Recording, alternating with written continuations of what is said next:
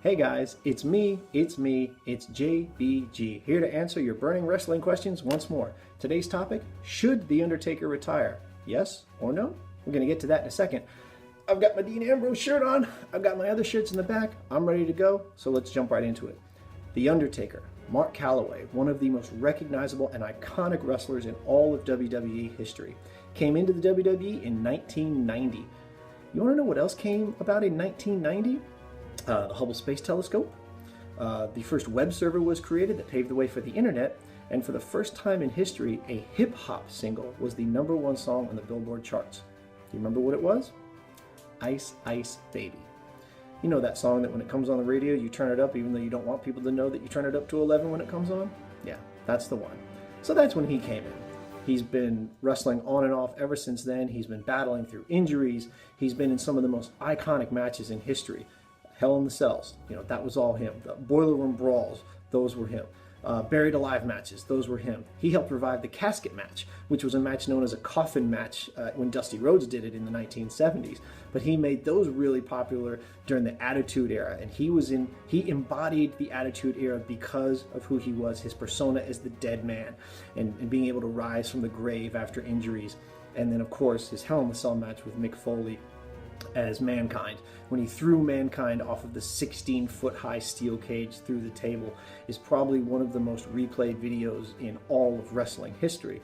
People who are against professional wrestling like to point to it as, see, this is an example of the WWE glorifying violence and gore and things like that, whereas people who enjoy professional wrestling look at it and say, that's not fake. You can't fake a fall like that. And they're willing to take those kind of bumps and falls for our pleasure and our amusement. These guys really are incredible athletes, and don't try this at home.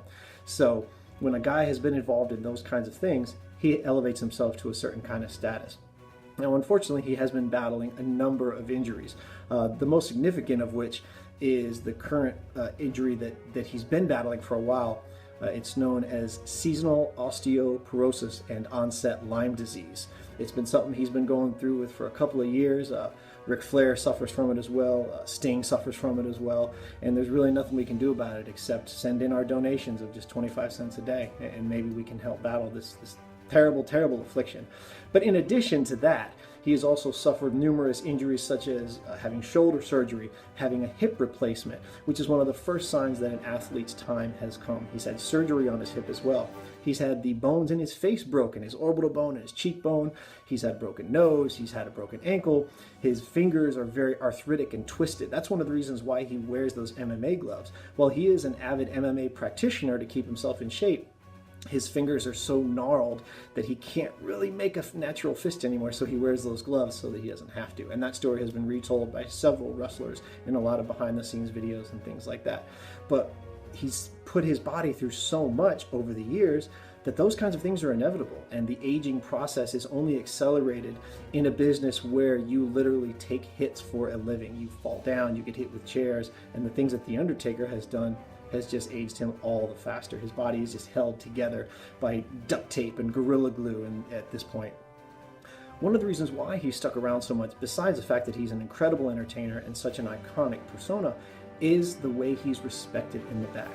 He's Judge Calloway, essentially, for something called the Wrestler's Court. If you don't know what the Wrestler's Court is and want to know more about it, I highly suggest you Google it. The Wrestler's Court is an unofficial forum where wrestlers can bring grievances against each other, breaches in protocol or tradition. And this is done away from the cameras. It's done in private. Only the wrestlers gather in the locker room. And The Undertaker presides over this court with JBL as his right-hand man, one of the closest friends. And so it can be a veteran wrestler saying, hey, this junior wrestler disrespected me in this way. And based on what the case is, The Undertaker will pass a judgment. And his judgment and his word is final. And every wrestler abides by it because they respect him. He's so respected, in fact, that after the infamous Montreal screw job against Bret Hart, The Undertaker was the one who came into Vince's office and said, you were wrong. You need to apologize. And while this mending process took a long time to happen, who knows if it ever would, because Vince so respects The Undertaker that he really took that word to heart and moved on with his life. So will he retire at WrestleMania 32? I don't think so. A lot of people have speculated that he may, simply because of the location. WrestleMania 32 is taking place at Jerry's World in Arlington, Texas, which is only 4 hours away from where The Undertaker's hometown is in Houston. I don't think he's going to make that announcement at that time simply because it's in his home state of Texas. I think if he was going to retire, it would have happened post his streak ending at WrestleMania 30, which I saw in person, by the way, which for as great as it was, the match itself wasn't that great because The Undertaker, he looked old, he looked slow, and it felt like the end, and I honestly thought that was going to be the end for him. And then next year he shows up again and has a puzzling match against Bray Wyatt of all people. So if he was going to do it, I think he would have already done it by now. So I don't believe he's going to retire at WrestleMania 32. Now, do I think he should retire? Yes, I do. Now, here's why. The Undertaker has not only gone through so much, but he is essentially taking up a roster spot. Now, I can't blame the guy for wanting to stay on the payroll. When you add in his merchandise sales, house show appearances, overseas appearances, contracts, things like that, Undertaker's contract works out to a little over $2 million a year. So obviously it's very lucrative for him to stay on from a financial standpoint, but at the same time, him being there is more of a crutch that the WWE can always lean on. Hey, if we're in a pinch, let's just call on The Undertaker. Hey, let's have a Hell in a Cell match between him and Brock Lesnar.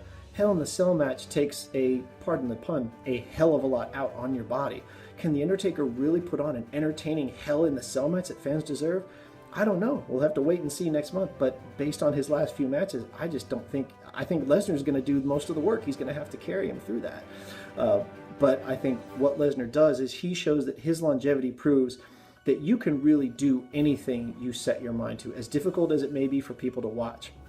I mean, I practiced some amateur surgery when I was down in South America. I mean, I really can't talk about it anymore because of all those pending lawsuits, but if any of those people had survived, they would tell you that I did a pretty good job. So The Undertaker is somebody who I think his time is coming, but it's going to be difficult to convince him of that. But I think when he has that moment of realization where it takes too long to get up and too long to fall down, then we'll see him kind of go into retirement. But until then, he's going to keep showing up and we're going to keep being entertained by him, but it's more than time for the sun to set on Death Valley. So that's all for me. If you enjoy these kinds of videos, if you want to see more, if you have specific questions about wrestling, whether it's WWE, Ring of Honor, TNA, Lucha Underground, anything, please leave a comment below. I read all the comments. I know the guys at TYT read all the comments, and they want to hear from you. I want to hear from you. So please leave your feedback, and we'll keep trying to get better and keep making more of these videos in the future. That's all for me. Talk to you guys soon.